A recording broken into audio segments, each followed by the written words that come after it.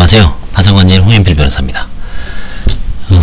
이번 시간에는 파산관제 사건의 최신 경향, 그야말로 진짜 오늘 끝난 겁니다. 오늘 제가 조사를 어제 오늘 다 해서 19건을 사건은 2020년 11월 9일 지금 일주일 전이죠. 일주일 전에 오후 2시에 선고된 사건입니다. 1회 집회는 2021년 2월 5일 오후 4시에 있습니다. 3달 후에 있죠. 총 19건이 있었습니다. 개인 파산 별거 없다라고 할 수는 있지만 이제 세밀히 조사를 해보면 다음과 같은 게 이제 문제가 됩니다. 제가 19건이면 서울에 관제인이 44명이 있으니까 대개 한 650건, 600에서 700건이 선고된다는 얘기죠. 서울 해생법원에만.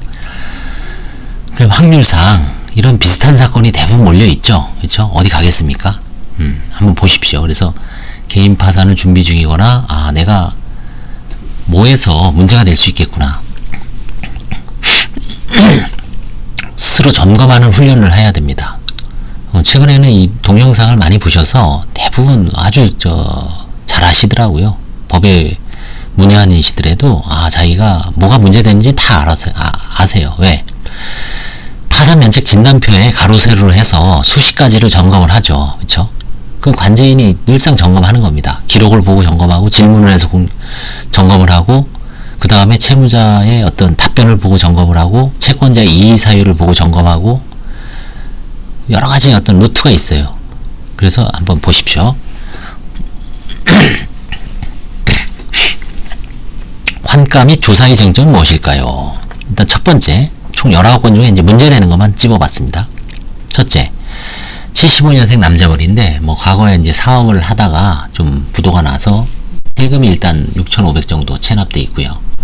보험계약환급금이 2,854만원 있습니다. 이분은 어떻게 대출도 안 받으신 것 같아요. 그냥 그대로 들어왔어요. 그래서, 이거는 이제 거의 다 환가를 해서 본인 세금, 체납된 세금 갚기 때문에 오히려 유리하죠. 대신 파산 채권자는 한 푼도 배당을 받지 못합니다. 그 다음 두 번째, 보험해약환급금 575만원이신 분.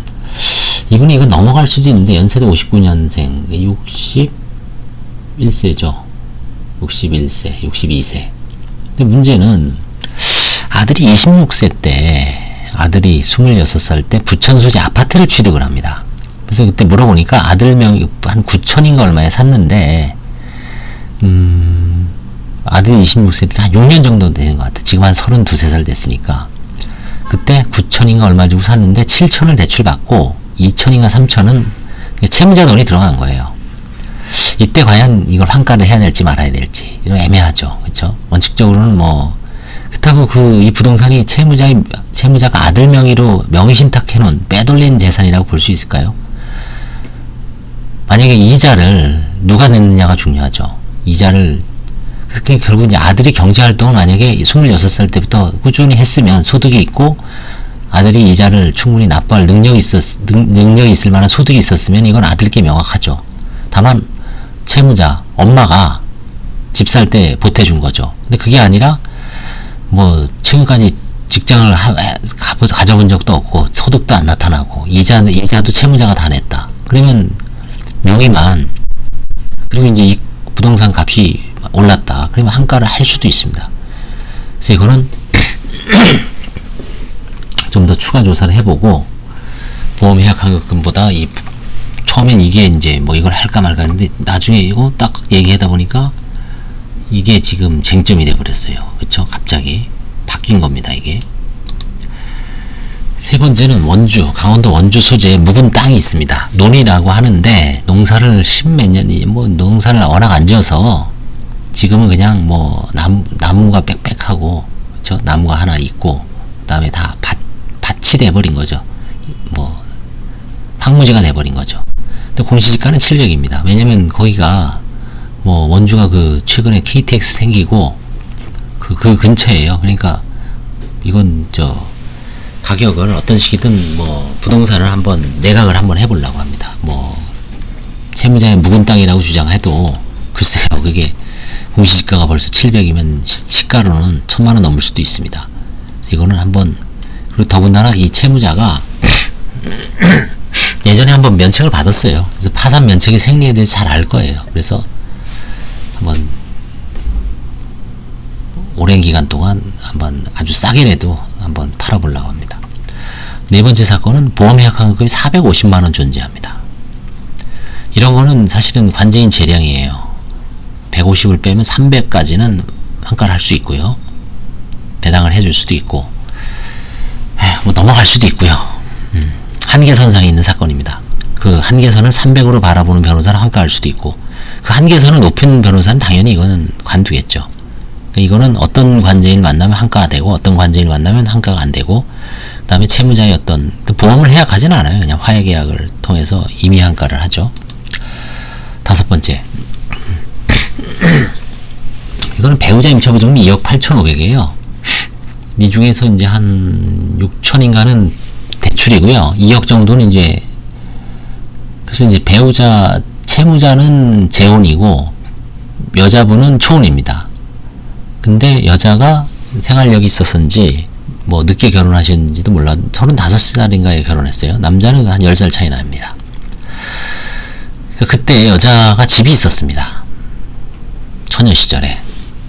그 집을 이제 신혼집으로 구하고 들어가서 쭉 살다가 팔고서 이제 그 다음부터는 이제 전세를 사는 거죠. 전세금 좀 올려주면서, 없을 땐 여자 명의로 대출 받고, 남자 돈은 남자는 이제 그 전에 사업이 아주 쫄딱 망해서 2000년 초반에 뭐 집까지 이제 뭐 빚이 엄청 늘어나 있어요. 보험 해약환급은 또 이건 수천만 원 되는 것 같더라고요. 대출 받아 좀 쓸 수도 있고, 이혼하기 전부터 남자가 쭉 들어오는 것 같아요. 99년 뭐 2000년부터 해약환급금이 아마 수천만 원 되고 대출도 꽤 찾아 쓴 것 같더라고요. 그래서 남은 금액이 있으면 이제 환가를 하고, 배우자 임차보증금은 이제 고유재산으로 혼인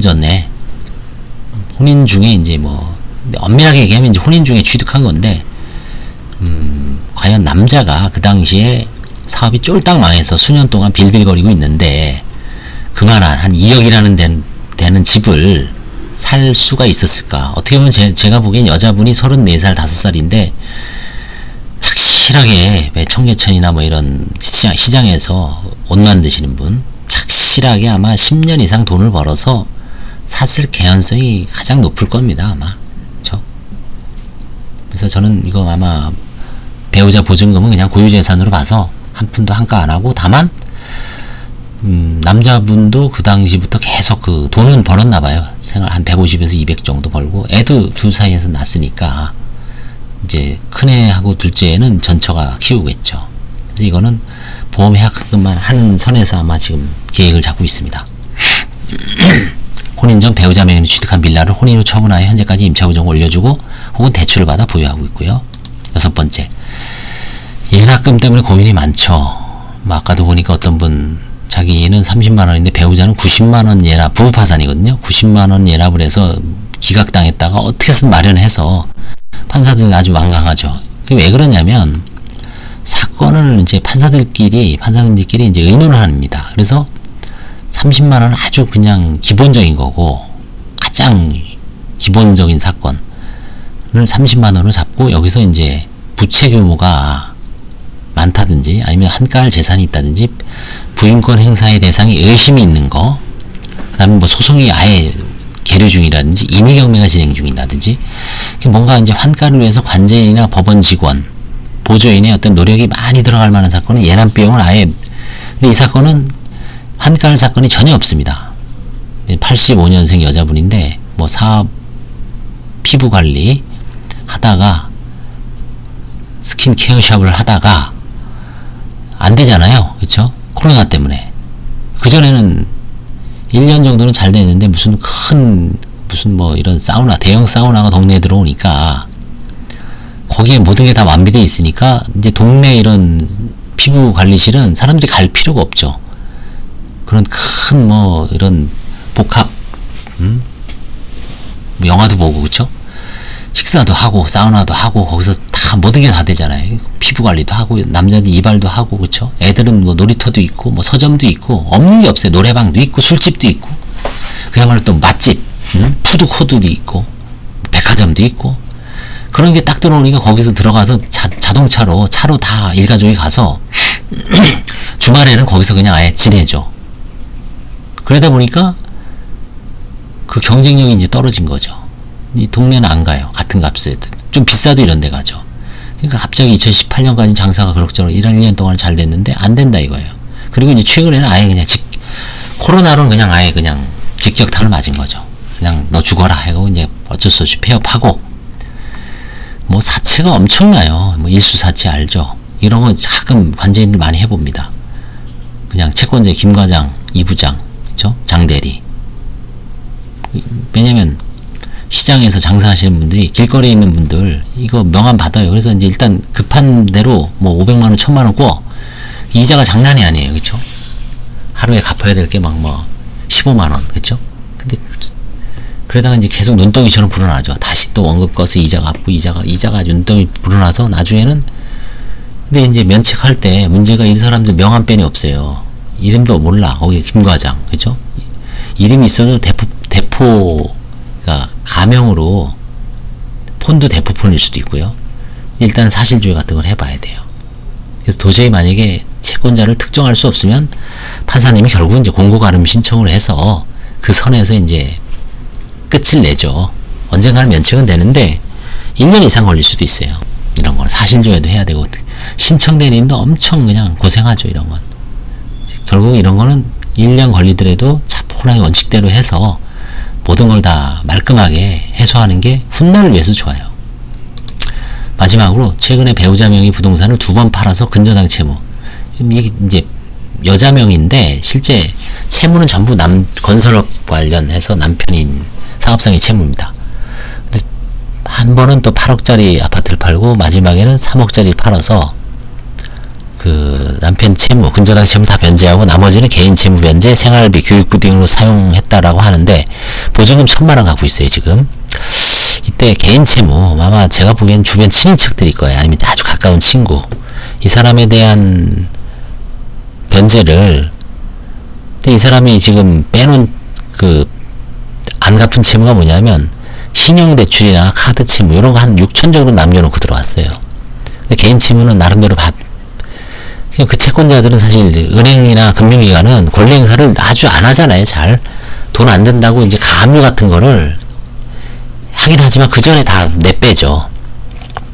근저당 채무는 이제 어차피 안 갚을 수 없으니까 근저당 채무는 변제가 거의 확실하죠. 집값이 아주 폭락을 하지 않는 한. 근데 일반 채권자들은 좀 꾸물꾸물대다가 뭐 누가 돈 안 갚는다고 해서 바로 소송하는 건 아니잖아요. 이 금융기관들이.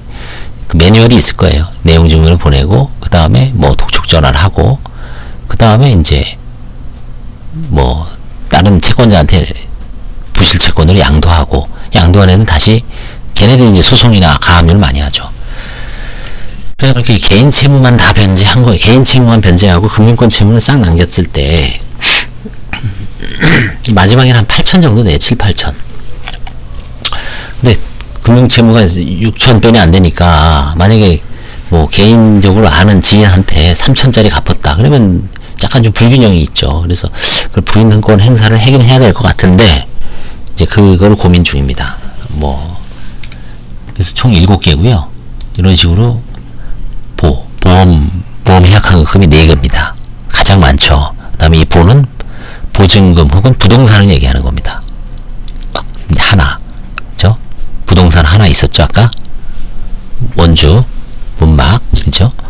그 다음에 편파변제, 마지막, 집 팔아서 편파행위. 이 편파행위는 사실 인간의 본능이죠. 팔이 안으로 굽는다고, 그나마 그래도 그동안 신세졌던 사람들, 빚은 어떻게든 갚고, 그 다음에 공식적인 뭐 금융기관이나 국가 세금, 이런 거는 좀 느껴져도 되잖아요. 별로 안 쫄잖아요. 그쵸? 이번에 어떻게 상속은 하나도 없습니다. 상속이 원래 좀 한두 개가 있는데 또 상속이 또 이렇게 몰릴 때도 있고 이번엔 상속은 없고 자 이게 자는 자영업자의 어떤 그 부적절한 그 행위를 말합니다. 여기서도 이제 아까 그 하나 있었죠. 총 7개 정도에서 이제 한두 개 넘어갈 수도 있지만 하여튼 대충 경향은 이번에는 보험 해약환급금이 무려 4건이다. 그리고 금액도 적지 않죠. 다 몇백만원짜리도 물론 있지만 두 건은 수천만원짜리, 이 하나는 2,800짜리고 하나도 아마 제가 보기엔 대출금 빼도 못해도 한 1,000만원 이상 될 것 같아요. 예, 이게 지금 하여튼 이번 주에 어제 오늘 제가 끝난 최신 사건 경향입니다. 그래서 뭐 개인 파산 업무에 한번 참조하시기 바랍니다. 감사합니다.